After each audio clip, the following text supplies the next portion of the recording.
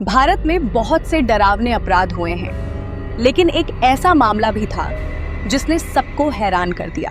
Identified as Poonam is accused of killing 4 children. की पूनम की जिसका नाम पूनम है। साइको किलर लेडी गिरफ्तार हुई है।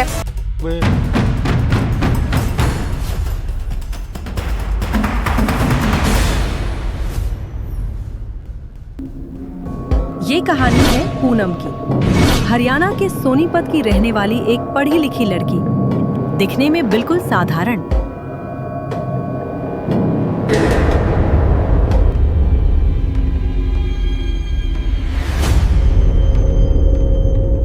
एमए और B.Ed तक पढ़ाई की थी। उसकी शादी पानीपत के नीरज नाम के लड़के से हुई। शादी के कुछ समय बाद एक बेटा हुआ, शुभम। तभी लोगों ने कहना शुरू किया, बच्चा अपनी माँ जैसा सुंदर नहीं दिखता। बस यहीं से उसके अंदर कुछ टूट गया। एक छोटी सी बात उसके दिल में तीर की तरह चुभ गई। कर दिया। धीरे धीरे उसकी ये सोच एक आदत बन गई, फिर आदत एक डर बन गई और डर एक अजीब से जुनून में बदल गया। साल बदलते हैं। एक छुट्टी के दौरान पूनम की ननद की 11 साल की बेटी इशिका कुछ दिनों के लिए उनके घर आई। इशिका खूबसूरत थी, सब उसकी तारीफ करते थे।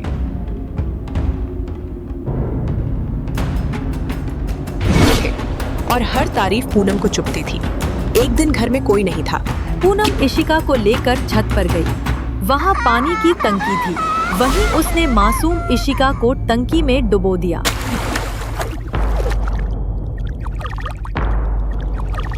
इस सब को पूनम का अपना बेटा शुभम देख लेता है। सिर्फ 3 साल का बच्चा। पूनम डर जाती है। अगर ये किसी को बता दे तो पूनम डर गई। फिर वही हुआ। उसने अपने ही बेटे को भी उठाकर टंकी में डाल दिया।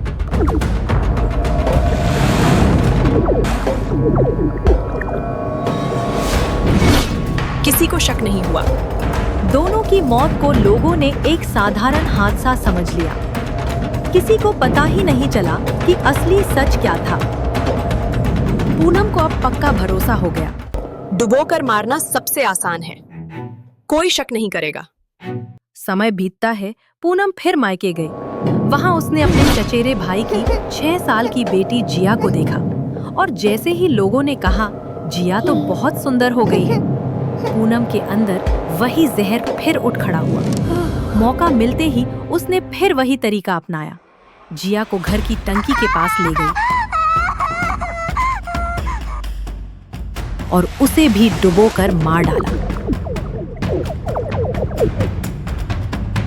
फिर से लोगों ने सोचा हादसा है, बच्ची टंकी में गिर गई होगी। लेकिन इस बार जिया के पिता को हल्का सा शक हुआ, पर कोई सबूत नहीं था।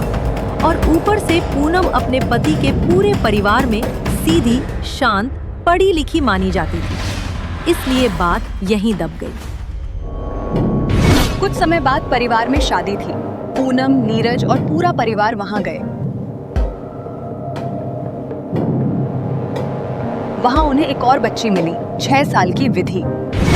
तैयार होकर सुंदर लग रही थी। लोग उसकी भी तारीफ कर रहे थे और पूनम का दिमाग फिर से अपना संतुलन खो रहा था। 1 दिसंबर को बारात निकलनी थी। सब लोग बारात में चले गए। पूनम ने बहाना बना दिया कि उसकी तबीयत खराब है, वो वहीं रुक गई। घर में सिर्फ बुजुर्ग और विधि मौजूद थे। पूनम ने बच्ची को सीढ़ियों के पास अकेले देखा। उसे स्टोर रूम में ले गई। वहाँ एक छोटा बाथटब था।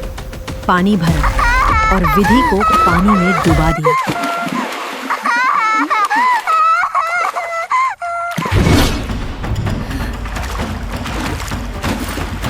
विधि की छटपटाहट से पानी उछला और पूनम खुद भीग गई।